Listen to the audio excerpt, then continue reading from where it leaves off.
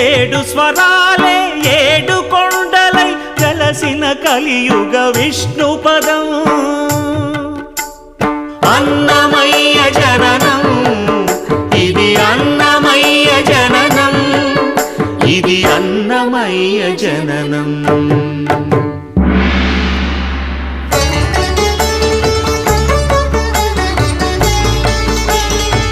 హరిషడ్వర్గము తెగనరికే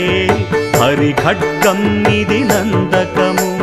బ్రహ్మలోకమున బ్రహ్మా భారతి నాదాశీసులు పొందినదై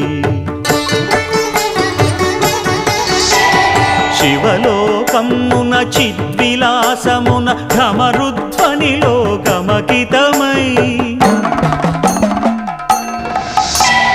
దివ్య సభలలో